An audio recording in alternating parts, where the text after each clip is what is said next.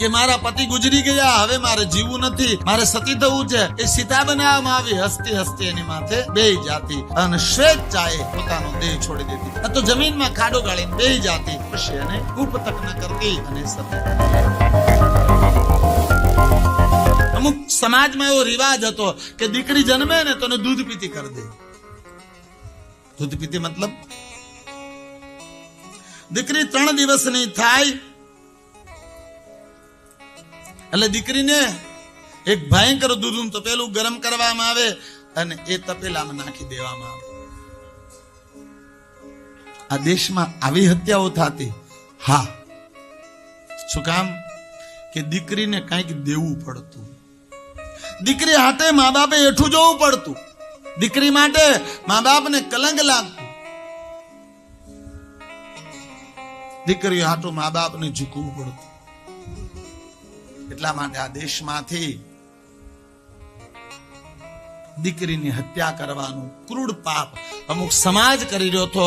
એ સમાજને ભેગો કરી અને જાગૃત કર્યો કે દીકરી તો કુળને તારનારી છે, મારનારી નહીં. દીકરી કુળનું તિલક છે, કલંક નહીં. જો આ દેશમાં સ્ત્રી ન હોત તો આ દેશમાં ભગવાન શ્રી હરિ ઘનશ્યામ ભક્તિ માતાને કુખે જન્મ ન લેત. આ દેશમાં નારી ન હોત તો યશોદા ન હોત. આ દેશમાં નારી ન હોત તો દેવકી ન હોત. આ દેશમાં નારી ન હોત તો કૌશલ્યા ન હોત. આ મહાન નારીઓના ઉદાહરણો દઈ અને મહાન નારીઓના દ્રષ્ટાંતો દઈ અને કીધું કે તમારે ઘરે દીકરી જન્મે ને એક મહાશક્તિ છે, એનો આદર કરો, એનું સન્માન કરો. એ એનું ભાગ્ય લઈને આવે છે. એની હત્યા નહીં કરો.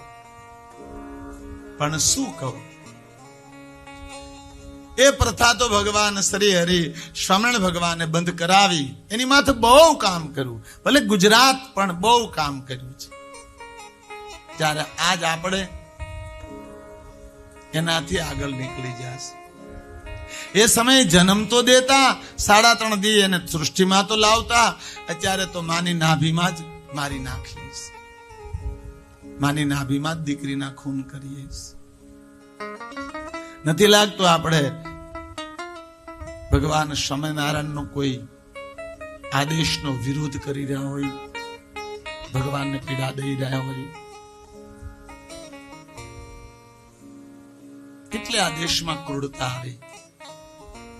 જે દીકરીએ જન્મ નથી લીધો એને મારી નાખવામાં આવે છે. જેને સંસારમાં આવીને કોઈ માંગ નથી કરી, એ કયું ભવિષ્ય લઈને આવી છે એની કોઈને ખબર નથી, છતાં એને મોતને ઘાટ ઉતારી દેવામાં આવે છે. નારી થકી નરની પ્રજા ભગત. નારી રત્નોની ખાણ છે બાપ. ભગવાન શ્રી હરિ ઘનશ્યામ ભગવાને આ સમાજમાંથી આવી પ્રથાઓ હતી એને નાબૂદ કરી અને એક ત્રીજું નારીનું કામ કર્યું. આ દેશમાંથી સતી થવાની પ્રથાને બંધ કરી. સતી થવાની પ્રથા હતી કે સ્ત્રી અને ખરેખર સતી થવાની પ્રથા બની હતી. બાકી સતી થવાની પ્રથા નહોતી. પ્રથા આપણે પેદા કરી હતી, કુછ વિચારો આપણે કર્યા હતા. એક સમય એવો હતો સતયુગમાં કે પોતાનો પતિ ગુજરી જાય એટલે નારી એની મેળે દેહ છોડી દેતી. આઘાત, મારા પતિ ગુજરી ગયા, હા, તો એ સમયે એનો દેહ છૂટી જતો. શું કામ? એટલો પ્રેમ કરતી નારી પોતાના પતિ માટે, એટલો સ્નેહ હતો કે ખાલી સમાચાર સાંભળે કે મારા પતિ ગુજરી ગયા, હા, એ હાની હારે પ્રાણ નીકળી જતો, જેને સતી થઈ કહેવામાં આવતું આ દેશમાં. હા, પછી આવ્યો ત્રેતાયુગ. ત્રેતાયુગમાં થોડું ઘટી ગયું કે તમારા પતિ ગુજરી ગયા છે, બોલે હવે મારા જીવવું નથી.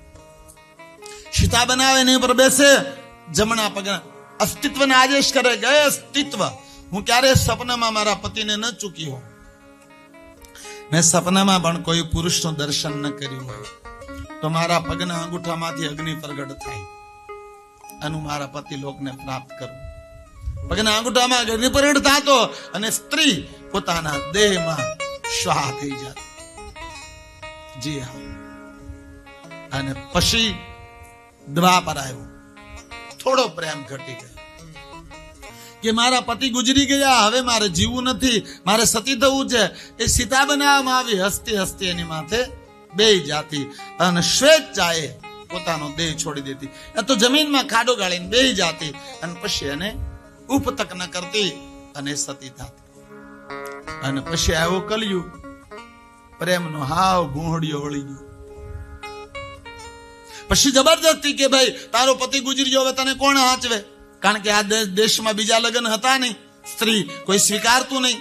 સ્ત્રી વિધવા થયા બાદ એનું કોઈ માન નહોતું, એનો શણગાર ઉતાર લેવાનું, વાળ બધું ઉતાર લેવાનું, અને ભયંકર નરક જેવું જીવા કરતા અને મારી નાખો. પરિણામે જબરજસ્તી સળગાવા લાગ્યા, તારે સતી થવું જ પડે. આગળ ચિત્ર આપ્યું તેમાં તમે જુઓ, ફરી વાર બતાડું, હું તને દેખાડું. હું કહીશ, એક સ્ત્રી અગ્નિ માથે બેઠી છે અને એની બાજુમાં બધાયમાં તલવારો લઈને લોકો ઉભા, શસ્ત્રો લઈને ઉભા કે હેઠી ઉતરતી નહીં.